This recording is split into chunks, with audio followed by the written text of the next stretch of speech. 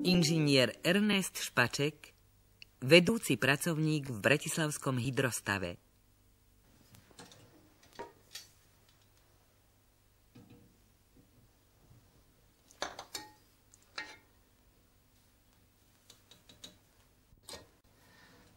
Keď sa začali piecť oplátky, znamenalo to, že Vianoce sú už blízko. U nás sme museli oplátky začať piecť oveľa skôr ako iní ľudia. Museli sme ich napiecť do 1000 kusov. Nie pre nás, ale na obdarovávanie aj ďalších ostatných. Bol to totiž veľmi dobrý zvyk, ktorý sme si preniesli z dediny, že susedia vzájomne medzi sebou sa obdarovávajú. Jedna suseda doniesla sušené slivky, druhá doniesla orechy, tretia med a naopak zobrali si od nás pečené, zrolované oplátky. To boli prvé dárky, ktoré v prvý deň vianočný boli. My sme sa však tešili na tie večerné.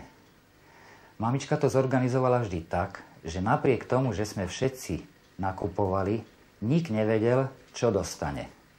Darčeky museli byť 2 až 3. V prvom rade to musela byť vždy kniha, v druhom rade to muselo byť niečo praktického, napríklad svetrík, košela alebo ponožky. A tretí darček býval nejaký malý hudobný nástroj.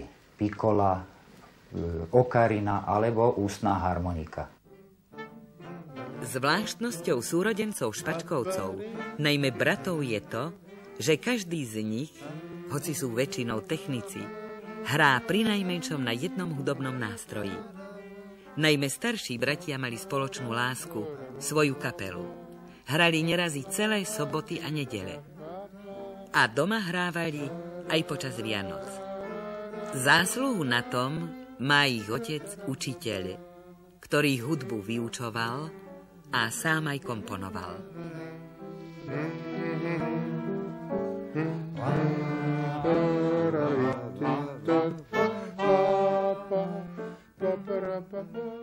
Sú tu všetci,